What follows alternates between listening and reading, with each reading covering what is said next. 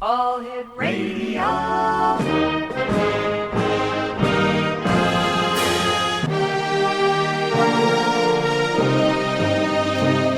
Welcome to the X Zone, a place where fact is fiction and fiction is reality. Now, here's your host, Rob McConnell.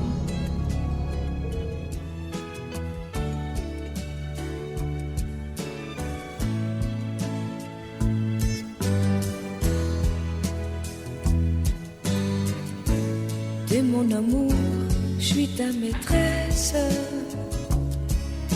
T'es tout ce que je veux. T'es tout ce que j'ai voulu. And welcome back to the second half of tonight's show here on the X Zone with yours truly, Rob McConnell, coming to you from our broadcast center and studios in St. Catharines, Ontario, Canada. Excuse me for that, X Zone Nation.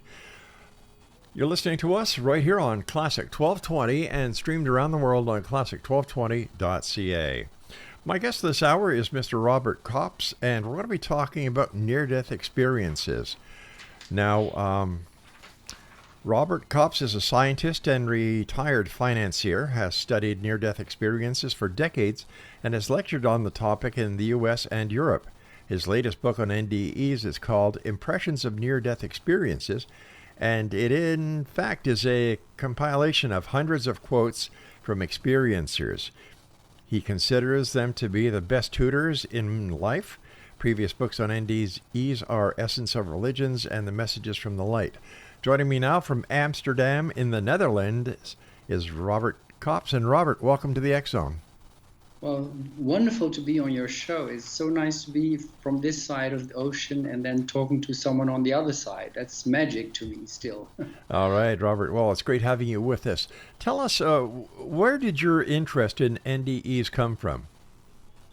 Well, I was studying economics in the Netherlands somewhere, and I read the book by Raymond Moody, written by Raymond Moody, the one who coined the term near-death experiences. And you must know that I was raised Catholic, Roman Catholic, with hell and purgatory, and I always thought that's a kind of a silly story. It doesn't resonate with me. I thought there was something wrong with it. And then in the book of Raymond Moody, there was a woman who had a near-death experience and had a life review in her near-death experience. And during that life review, she saw whatever she did in her life, but no one was judging her. So there was no hell, no purgatory. There was only unconditional love. And then I thought, that is how it is. And that's where my interest in near-death experiences came from. That's where it started. Now, how would you describe a near-death experience to someone who had never heard that expression before? It's an overwhelming experience. That's the first thing. Someone who has had such an experience changes thoroughly. It's really a life changer. And what do they experience? They say themselves that they exit their body and they go to a realm or some place that's very unearthly. There is a lot of love, unconditional love, and light. And mainly that is what it is all about. It's about unconditional love, and these experiences are real because so many people have had those experiences from all walks of life. It doesn't matter which country you're from, if you're rich or poor, or what religion you're from. Every person is capable in principle to have such an experience. And interestingly, the term near-death experience gives you the idea that you have to be close to death in order to have such an experience. But now we know that there are a lot of other possibilities to have such an experience, like an existential crisis, a real psychological crisis that someone goes through can trigger such an experience. Or we also have cases where people have had meditation, did meditation very deeply or prayed very deeply, have had such an experience. And there are even cases where people spontaneously had such an experience. So just out of the blue. But most of them come with a medical critical situation like, cardiac arrest, for instance, or when you have an accident with your car or some other way. Now, you yourself, have you ever had a near-death experience? No, I never had one. That is on one of the conferences of IANS, that's the International Association of Near-Death Experiences. Right. A woman came up to me and she said, "You have had an experience as a child," and well, there is a moment in my life as a child that I went through the cupboards of my mother's kitchen, and I thought cinnamon smelled very nice, and I inhaled it, and then I couldn't breathe for some while, and I think I passed out. That could have been a moment, but I can't remember anything of it. But she definitely thought that I had such an experience. She saw that in my aura. That's what she said. I remember that distinctly. All right, but you had no recollection of it. This lady just came out of the audience who apparently was an aura reader and gave you that information. Yeah, that's it. Yeah. Wow. But I've read so many of these stories. I've spoken to so many NDEs that I think you don't need to have an NDE yourself in order to be touched by, if you want to say it like that, by the light. Because if you really understand, or you let it sink into you what people say, and you shouldn't read or listen to just one story. You have to have many stories that you can go through. Then it will touch everyone. It can touch everyone, and that's the reason why I wrote that book. You know, if you look at a building, you only see the front side. You don't see the back side, that's the right, sides. You don't see the interior. You need to have more points of view. That's why I wrote this book with so many points of view of people who've had such an experience. Only when you have so many points of view, you have maybe an impression of what an NDE is. And that's also the title of the book, Impressions of Near-Death Experiences. What important research on an NDE is there? For example, is there any scientific proof that there is an actual NDE and that the afterlife really does exist? That's an important question. There really is. I think yes, there is. There is circumstantial evidence, and it's not scientific evidence. That's the problem. You cannot repeat an NDE. That will be immoral. You can't kill someone again almost and then see if they have an NDE. No. So what you can do, and that's what has done in the Netherlands. There was an important study, a prospective study. That's a word that in fact says that you can repeat this study, where they had 10 hospitals during 13 years, checking on everyone who came into the hospital with a cardiac arrest, and then ask if they remembered something from the time they were out. And there were 344 people in that study, and 62 people remembered something. Those were the NDEs. Now, the interesting thing is that you have two groups, and one group that hasn't had such an experience and the other group that does. And if you compare both groups and you see a difference in the groups, then that could trigger the NDE. Now, it was determined that there was no difference between either of these two groups. So each of the groups had a lack of oxygen, or each of the groups were dying, and they had perhaps substances in their brain that triggered these NDEs. So those are not that cannot be the reason for an NDE. And these studies, this study has been repeated in the United States and the United Kingdom with the same kind of results. But another set of interesting research is actually the veridical observations. That's a term, a scientific term to describe a verifiable out-of-body experience. Now, if an NDE it starts with an out-of-body experience. So you get out of your body, you can roam around the place where your body is, like for instance in a hospital or so, or near the crash site, and you can see things that happen or that are somewhere there. And once you recover again, you can tell people, I've seen this and that, and that can be checked. And there are hundreds of these stories where people have these out-of-body experiences where they saw something that was confirmed later on, and that has been documented and confirmed independently. So those are very important events, and because there are so many of them, you cannot just refute them. You can't say, well, this is a misser or so, it can't be true or so.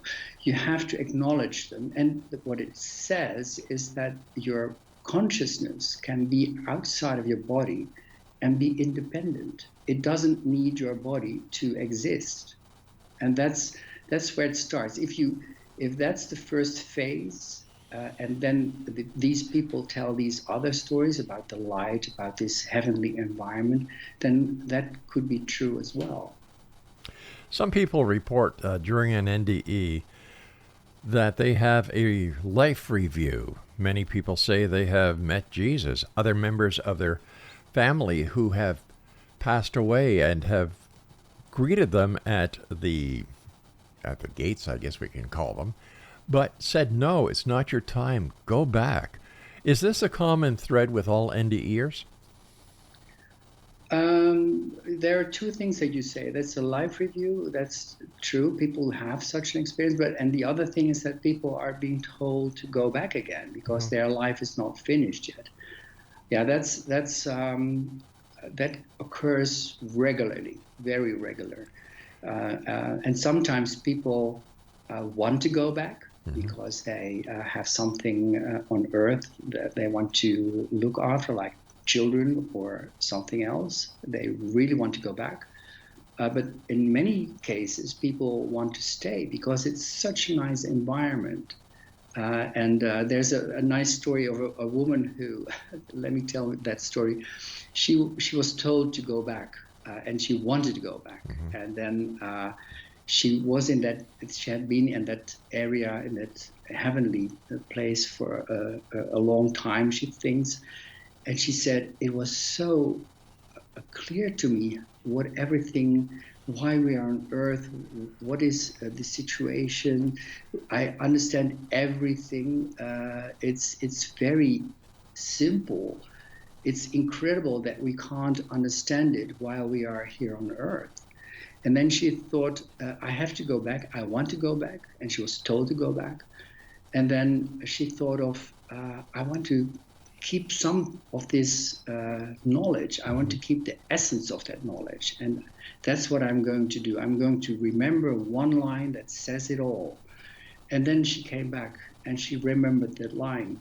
Because the point is, when you come back again, you lose a lot of information that you have had there. Bob, we're going to have to take a little break here, so please hold on to that thought. We've got a cliffhanger here right now, X-Zone Nation. We're talking about near-death experiences with our very special guest, Robert Coppes. And if you'd like to contact Robert, if you'd like to find out more about him, his website is www.bcoppes.com. That's BOBCOPPES.com.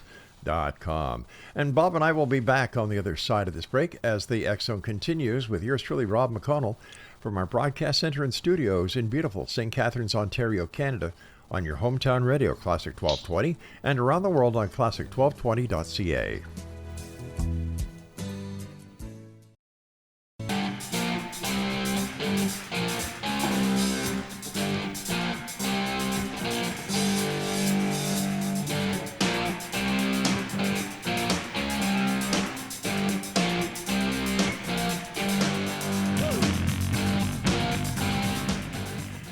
And welcome back. This is the X-Zone. I am Rob McConnell. We're talking to Bob Coppes all the way over in Amsterdam in the Netherlands. And Bob is talking about near-death experiences. And if you'd like to get more information about Bob, maybe you'd like to share a story with him, bobcoppes.com. Bob, what does it mean when people say, people who have had, these near-death experiences, they say that we're all interconnected? What do they mean by that?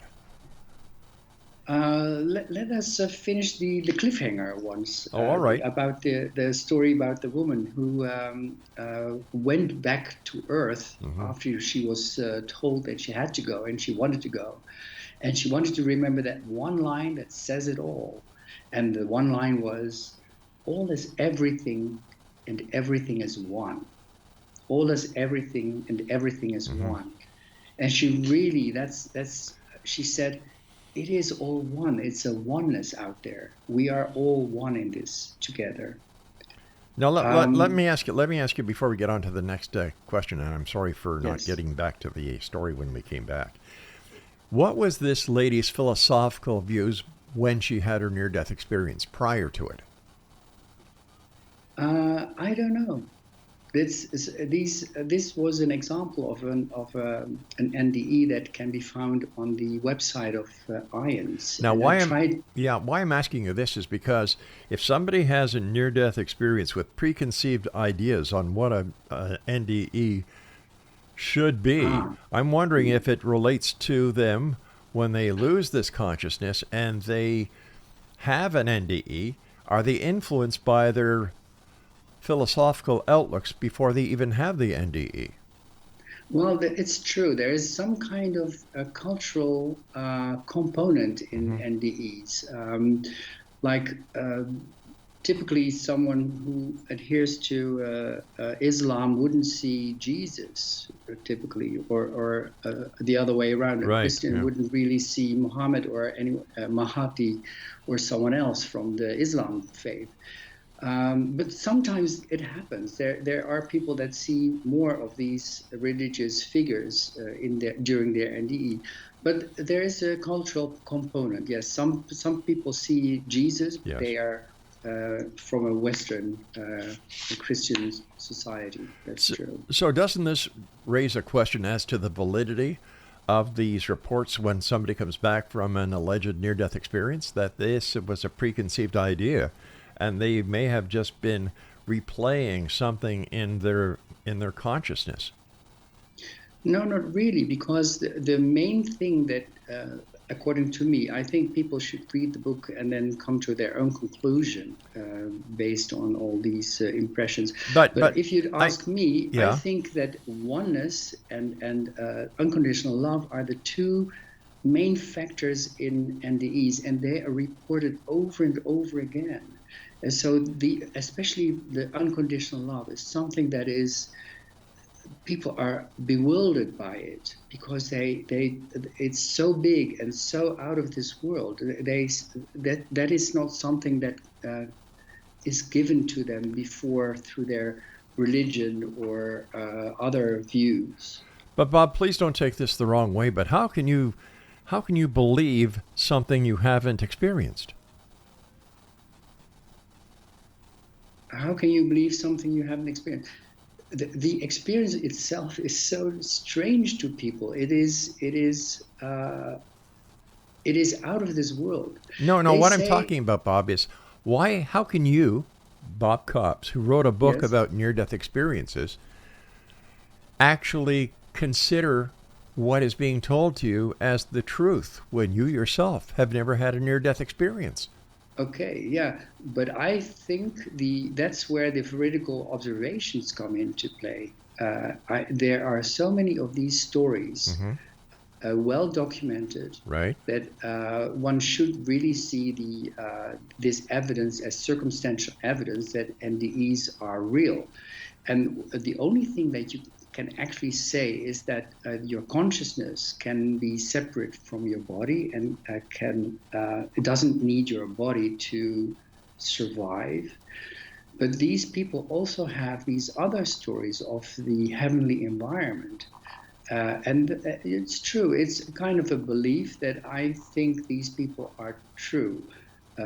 saying true stuff. And I've spoken to so many people. You have to speak to someone who has had such an experience, and you will see that they are so genuine. They believe in it. They know it's true. And one of the things that changes them very much is their fear of death goes away in almost all cases. You know, you were talking because about... they've seen it. You know, you were talking about circumstantial evidence, right? So many people saying the same thing. So it must be true. We can say the same thing about Santa Claus, because you've got people around the world who believe in Santa Claus, who've never seen Santa Claus, and we're talking about the same circumstantial evidence here when it comes to near-death experiences.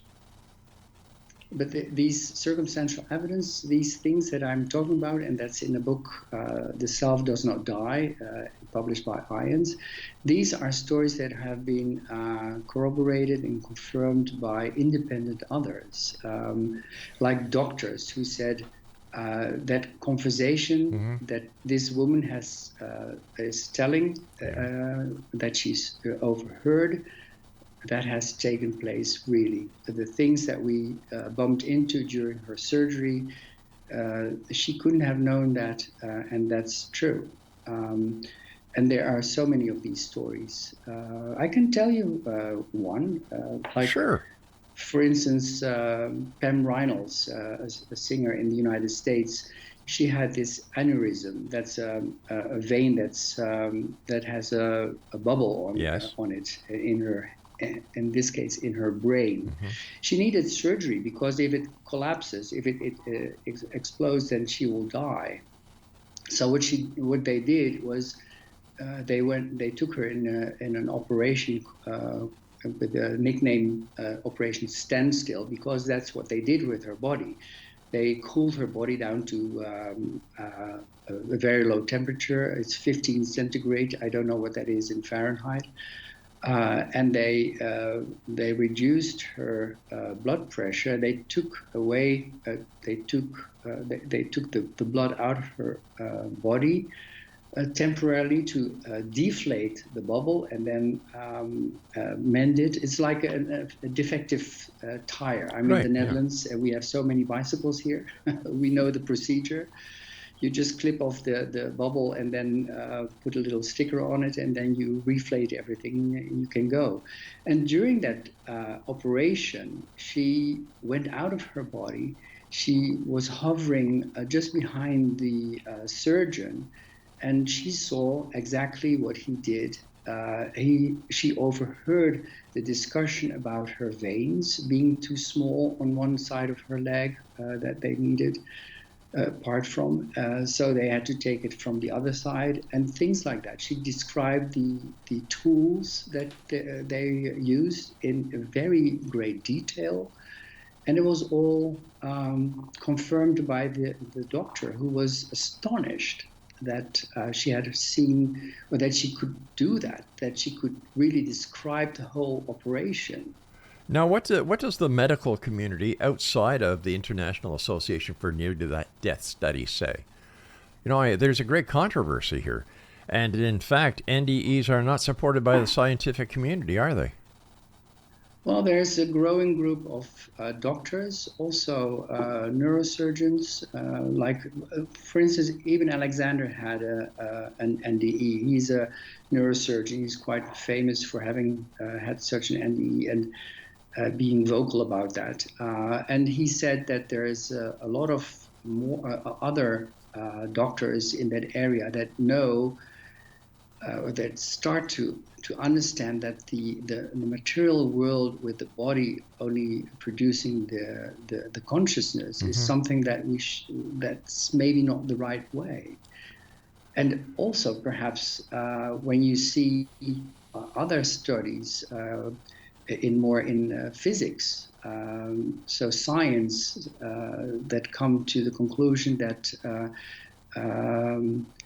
the matter is not something that is objective. It requires, there is also something subjective about it. It's quantum mechanics, and I don't understand that stuff very well, but it's there's a lot of study going on, and people that have had Nobel Prizes are sometimes saying stuff that maybe comes closer to what NDEs Sure. say. Okay, but here we are. It is, we're in the month of January of the year 2024. To my knowledge, at this very moment in time, near-death experiences have not been accepted by the scientific community, as well as they have not been accepted by the medical community, except for a small percentage of their members. Am I correct? True, yes. But that's growing, I think. Right. And it's no problem for me if they don't want to go that way, because I don't know. It's a matter of belief, right? No. It's not? It's if you want to look at the data, like the study that I told you in the Netherlands, Yes. But also the studies of theoretical observations, all the cases that Sure. are growing. Second edition of the book, The Self Does Not Die, with even more cases. I think that's something that one should not overlook. I agree it should not be overlooked, but it should not be taken for verbatim, since it cannot be authenticated or verified. True, it's not. The theoretical observations are not considered scientific, Right. because you cannot repeat them. That's the problem. But if you have so many of these cases and the number grows, then it is something that you cannot just put aside. You have to go into that and then understand. The first step is that the consciousness can exist outside the body. If this is such a critical fact, and there are so many scientists now looking at it, and as well as members of the medical community, how come there is not a push by the scientific community and the medical society to further investigate near-death experiences on a much greater scale? I don't know. This maybe because they are afraid to be thought of to be spiritually oriented, and that's considered not very good for the medical profession. It's still that kind of stuff is Really? out there. I think so. That's what I think. I would have thought that the medical community and scientific community, if they thought there was any credence to the near-death experience, would want to jump on it right away, because this could be a major leap forward in medical research as well as scientific research. I don't know. We have to take our break right now, so please stand by. Exo Nation, Bob Coppes is our guest of this hour, and his website is, you ready, Exo Nation? BobCoppes.com. That's BobCoppes.com. Now, whether you're a skeptic or a believer, I'd love to hear from you, Exo Nation. Send me an email, exone@classic1220.ca. In your opinion, Exo Nation, I'm only asking you for your opinion. Are near-death experiences real? Or are they part of a psyche within our mind that we are unfamiliar with at this point? Or, as some believe, a near-death experience is nothing more than a dream. We'll be back on the other side of this break as the X-Zone continues with yours truly, Rob McConnell, from our center and studios in St. Catharines, Ontario, Canada. Once again, my email address is exone@classic1220.ca. The X-Zone is a place where people dare to believe and dare to be heard. So whatever you do, keep on listening, and we'll be back right after this short break. Now, I think I know why it sounded so strange on the telephone. Well, it's hard when you discover what keeps you going, keeps you on. And welcome back. This is the X-Zone. We're coming to you from our broadcast center and studios in St. Catharines, Ontario, Canada. And you're listening to us on your hometown radio, Classic 1220, and around the world on classic1220.ca. Our guest this hour is Bob Coppes. We're talking about near-death experiences. Bob, I don't want to burst your bubble or burst anybody's bubble who may have had a near-death experience. I myself have never had one, so I cannot attest to its validity. I've read a lot of books, and still, it's one person saying their experience. I don't understand why, if so many people are having these near-death experiences, and members of the medical community are also reporting them. Once again, why is there not much more attention being put on the near-death experience, especially since if it is true, it opens up a whole new chapter within the history of humanity. I believe so too. That's why I try to bring this more out in the open, and IANS does that too. Because if people really understand that there are veridical observations and those give circumstantial evidence that NDEs are real, and maybe people will get to understand what the main messages are, and those are unconditional love and that we are all one. And important for being all one is that if I do something to you, I actually do it to myself. And I need to give you an example from Sure, that. please. Yeah. From people who had a life review. Like, for instance, Damien Brinkley. He wrote a book about that. Yeah, I've had Damien on the show. There you go.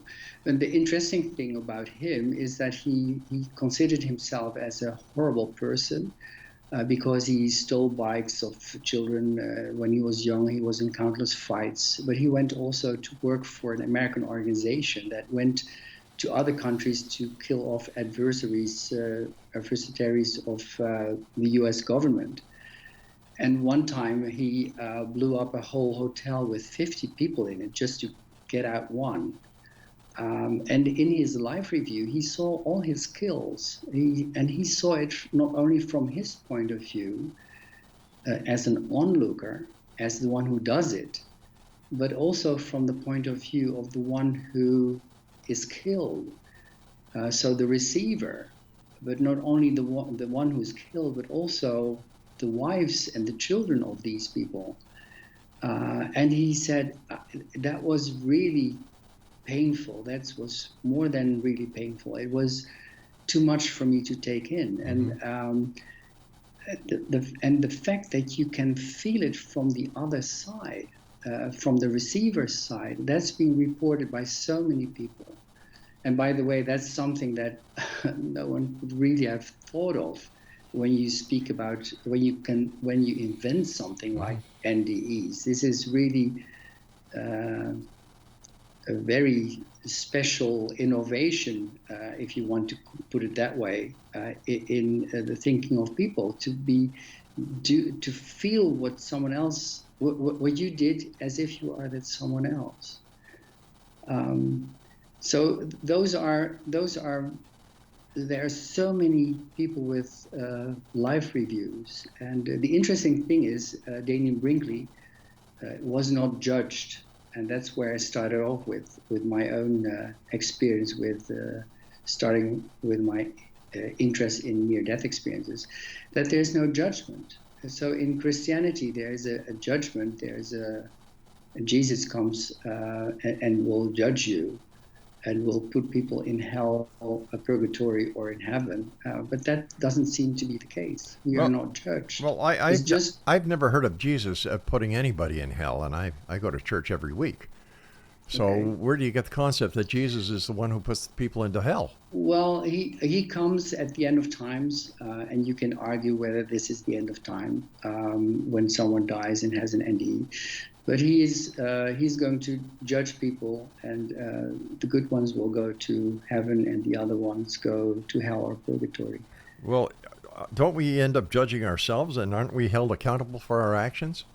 That's it. That's what is said by people who had an NDE. There's no one judging you, and if someone judges you, that's yourself. You don't need anyone else to judge you, because you see what you did to others, and you feel it from the other side, from the receiver's side. But, even in the Bible, it says, do unto others as you would have them do unto you. So it's the same thing being said. Exactly. And you're saying, if I understand you correctly, that the people who are having these NDE experiences are saying that it is totally different from the message that they're getting from the Bible or their established religious philosophy, which it isn't. It's the exact same thing. It is to a certain extent the same thing. Yeah, that's true. That's exactly what you said. It's don't do to others what you don't want for yourself.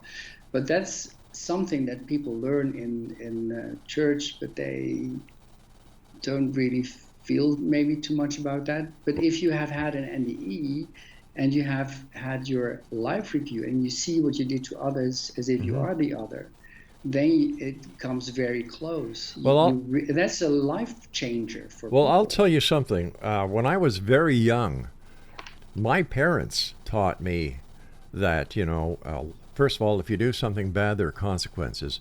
And they taught me at a very young age, as well as teaching my brother, and I've taught my children and my grandchildren and my great-grandchildren, always to do unto others as you would have them do unto you. When I was a police officer after graduation, my uncle, who was a sergeant, came to me and he said, "All right, Rob, now remember, always treat people on the other side of the badge as you would want to be treated if you were in their shoes." So, this goes on a long, long time, and I've never had a near-death experience. Any of the information that was given to me pertaining to that was not given to me by anybody who had a near-death experience. What it was given to me was by people who cared and who understood what life is about. Is it possible that people who come and have a near-death experience, I'm not saying all of them, please don't get me wrong, but there are those who never have had a near-death experience but claim they have had a near-death experience to get their 4 or 5 minutes of fame? Maybe, I don't know. Of course, there are people that do that kind of stuff. Sure. Yeah. But if you really talk to someone who have had a near-death experience and it's a genuine one, you would understand, because they are full of it. They talk in a different way than when they make something up. You can tell the difference. How do you tell? What you say about you being raised in that way, being a Christian? I can tell you there are so many Christians that should be raised in that way, but haven't been raised in that way because they do all kinds of stuff to each other in a not very nice way. Yeah, I agree, but just to say that it's not that all the Christians are nice, and that's far beyond the truth. There's a lot of Christians that do bad things to each other. Of course. There's good and bad in everyone. That's it. Yeah. Yeah. But just to say that somebody In has a every near-death religion, experience and their life has changed and they come away from the experience holding hands and singing Kumbaya, I find that hard to believe. The people who've had a near-death experience and have had a life review and such a very in this way that I just described, they change. They change from what they were before to what they become later, and they become more sociable, less interested in money, less interested in power, more interested in others, more conscious of what they do to others. Let me ask you this question. Maybe you have been raised in that way, and that's very good, that you had to become conscious of what you do to others. But people who've had near-death experience with a life review, it's for them, it's their point. Let me ask you this, Bob. If somebody has a life review, or if somebody has a near-death experience, who has led what we believe to be the perfect life? He was kind, considerate, never did anything wrong, was always there to help his neighbor, always there to lend a hand, dug deeper into his pockets at Christmas time to help people out. If he had a near-death experience, how would he change? He would change in any case, because if you go through this, it doesn't leave you untouched.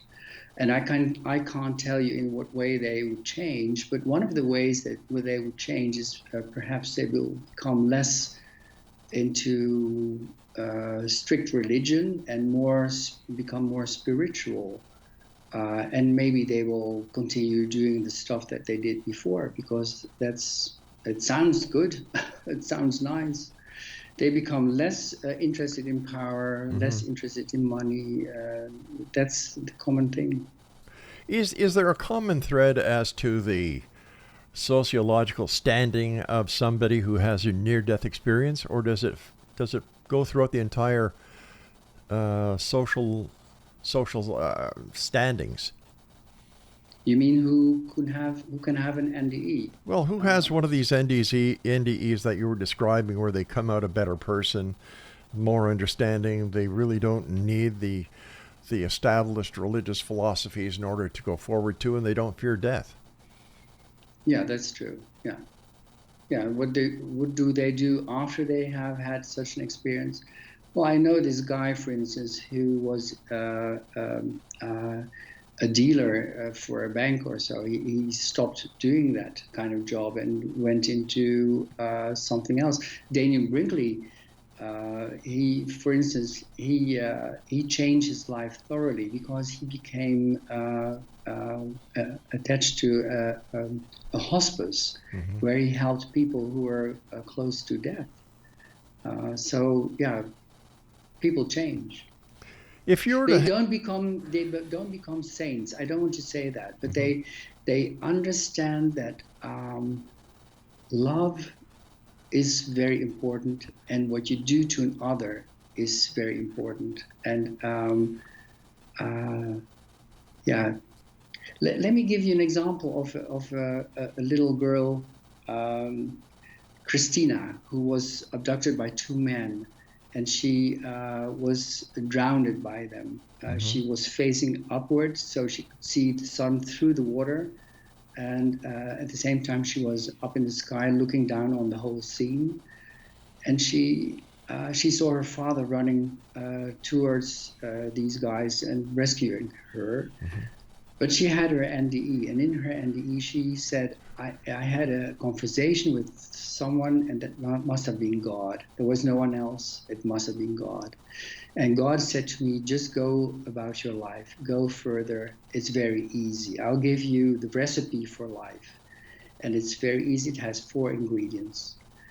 And these are the 4 ingredients: love, be loved, just be, and experience life. Wow, it's heavy. That easy. All right, Bob, stand by. We've got to take our final break. And Explanation, Bob Coppes is our guest. His website is bobcoppes.com. Once again, if you're a skeptic or a believer, please send me an email. The question is, do you believe that NDEs are real? Once again, the question is very simple. Do you, the members of the Exo Nation, believe that near-death experiences are real? Send me an email, exzone@classic1220.ca. I'll be back as we wrap up this hour, and tonight here in the X Zone from our broadcast center and studios in beautiful downtown St. Catharines, Ontario. I'm Rob McConnell. Don't go away. It sounded so strange on the telephone. Well, it's hard when you discover what keeps you going, keeps you all alone.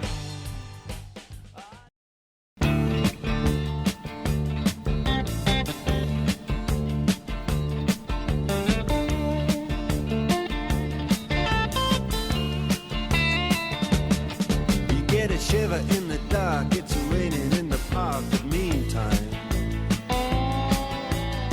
sound of the river, you stop and you hold everything. We're talking about near-death experiences this hour, Exo Nation. Our guest is Bob Coppes. His website is bobcoppes.com. Bob, as a researcher, your background is that of a financier, right? Correct. So what gives you the credibility of a researcher into near-death experiences? Well, the research that I did was 2 ways. One was to compare NDEs with 5 main religions. Right. And I studied each of them well. And I wrote a book about it because it was actually done. I did it for myself, but it got out of hand, was so big. So I thought maybe I'll just publish it. Sure. And that's what I did. The other study is that's in this book that's bringing together all these quotes of NDEs. That's something that anyone could do. Both of the things that anyone can do. The only thing that I bring with me from my academic background is the way to study things, the way to look at things, and that's the thing that I brought with me. But in principle, anyone could have done both things, even without an academic study. But it helps to sort of ask the right questions or go about in your procedures. Sure. To be fair, and you will know this as a researcher, I'm sure, there are two sides to every coin. We've heard the side of the coin of what those who believe near-death experiences are, but I was wondering if you could tell us what the medical community is saying and how they would describe what a near-death experience is. The things that I hear, and there's a lot of people that are skeptic, and they try to reason down everything that people with an NDE say. Yeah. And I decided to stop listening to them because they go to great lengths and they don't want to look at the facts. Like the facts for me, the most important facts for me are the theoretical observations, because they give some kind of evidence that NDEs are real, and at least the first phase where it's out-of-body experience. How many out of how many of the cases that you cite in your books have you actually contacted the person who has made the statement to validate their claim? About 3/4. And how many would that be? Sorry? How many? What number would that there be? were more than 100 NDEs that I have in my book. They have several quotes per person, so that would be several hundreds of quotes. But I got my these NDEs from my own environment. I have been in the organization in the Netherlands. I've been in the organization in the United States. You get to meet a lot of people there. Sure. And there are a lot of NDEs that you can find on websites like IANS in their archives or NDERF. And these are people sometimes you can try to contact them, and that's what I did. So I got into contact with a lot of those. So okay, when you say you have hundreds of quotes, you've met all these people. How many people did you actually talk to that you spoke to about near-death experiences that you quote and have in your book? And that's what I said. There's 100 people in my book. And you've spoken to them all? I think 75, something like that. Okay. Why are NDEs important? Why do you and other people want to get that message out there? Because it is a message of hope. If people would really see that theoretical observations are there and they are real, and that it gives some kind of evidence that NDEs are real, then there is also hope for an afterlife. There are so many people still afraid of death, of what happens after that. And NDEs show you that there is something beyond death. And there's also something else. If people really understand that what you do to others, you actually do to yourself. I agree 100%. Or But to you don't the have universe. to. I agree with then they you. will change their life towards nature and towards other people. I agree with you that people should know that, but I don't think it takes a near-death experience for people to come to their senses. And, when you talk to some of these near-death experiencers, and like you said, people are afraid of death, they want to expect that there's more to life than the very short time that we spend in these meat suits of ours. It seems that the NDE is an escape from reality, that, we carry on, that there's this life afterwards, and we all go to either heaven or we go to nirvana, wherever. Is this a way of protecting their own psyche and rationalizing with the finality of life? No, because it's an NDE doesn't come to you solicited. It is an accident. It's something that just happens to you. So you don't know how you can change afterwards. And what we see from the research, from all these people that we have spoken to, and not only me, but so many others, is that people change, and they lose their fear of death, and they change their attitude towards life. They become more social, less interested in money, and all these things that I mentioned before. Right. And even though they don't become saints, because they have their flaws and they can be doing bad stuff too, still. But I guess the one question you haven't answered me, you kind of skirted around it because you said that you've dealt with skeptics and you want to stay away from that. And I wasn't talking about skeptics. I was talking about the medical community. You've got members of the medical community, a minority of the medical community, who believe that near-death experiences are real and should be investigated and taken seriously. And they give the experience, the example that the person sees out of their body, and they, look down, they talk about things that happen in the operating room and so on. But what do the other side of the medical community who do not believe what NDEs are, and what do they say the NDE is caused by? I don't know what they think that causes it. Normally they say it's a lack of oxygen. Well, that's being discussed already in the research done in the Netherlands, which was published in the Lancet, a very important medical journal, right, that attracted a lot of attention. And also substances that are created in the brains of a dying person that may trigger these events. Those two things and a lot of other aspects have been refuted by this research. And yet the medical world still wants to hold on to the idea that the brain creates consciousness.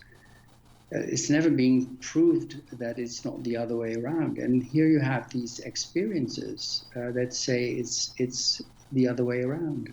I don't know why people don't want to look at that, even though there has been good research, as I mentioned before. What is the ratio of people who have clinically died, just like those who report the near-death experiences, that come back and have never had an NDE? It's big. There's a lot of people that have had a cardiac arrest. Like in the study in the Netherlands, there were 344 people in the study. Only 62 had a recollection of the moment they were out. Right. So the rest hasn't had an NDE. And the reason why that happens, why that is the case, we don't know. Maybe it's because they can't remember it, or maybe it's they were not dead enough. I don't know. That's something that still should be researched, but it's difficult. This area is so difficult to research, right, because you cannot repeat a death. Well, yes, they can. They can. It's been done before, where a person, not in a clinical situation. Sure. Oh, tell me. All right. If somebody goes on a heart bypass machine, right? Their body is clinically dead. In that kind of situations, yeah. But you cannot think of a protocol where you do research in trying to, sort of killing someone, but not all the way, and then getting them back again. That would be thought of immoral. Wouldn't you think so? Would you like to be in such a trial because perhaps something goes wrong and you really die? There are people who go to drug trials all the time, and they take a risk by taking the injections of the product of the medication that they don't know what the effects are going to be. So I don't know. I really don't know on that one.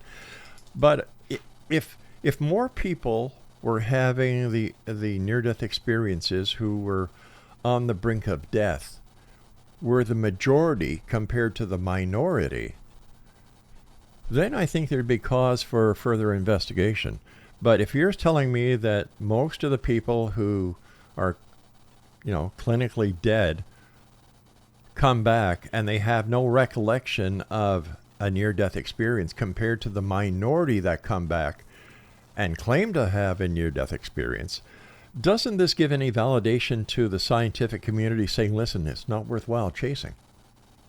Well, there have been researches about how many times this happens. Okay. And apparently it's like 4 to 5% of the population in Western societies that are thought to have had such an experience. So in the United States, you calculate that for me. It's 4% of, 350 million people. So that's... let's 60 million people. In the Netherlands, it would be almost 1 million people.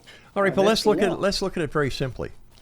Okay, 4 out of 10 people who have who are clinically dead, 6 come back and say they've never had an experience. 4 come back and say they have. Yeah, that's a lot, and it still is not being researched well. But once again, you've got to take the number. You have to take all the figures and put it in the equation, just not these 2 little figures that you and I just did right now. Bob, I want to thank you so much for coming on the show. Continued success in X Zone Nation. If you'd like to contact our guest, Bob Coppes, his website is www.bobcoppes.com. And he also has a Facebook page that is Robert.C.Coppes. Near-death experience. Fact or fiction? Are you a skeptic or are you a believer? My email address is xzone@classic1220.ca.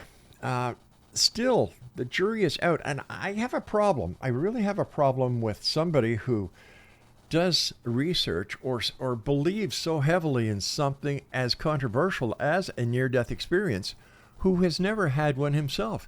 That, in my opinion, raises a question. If he would have told me that he had a near-death experience, this is what he saw, this is what he heard, this is what he came back with, that would have been 100% different. If he would have said that his near-death experience was his inspiration in writing his book, that too would have been different. Well, until tomorrow night at 10 o'clock, when once again we cross the time-space continuum to this place that I call the X Zone. You're listening to us, as you do, Monday through Friday from 10 until midnight on Classic 1220. Good night, everyone.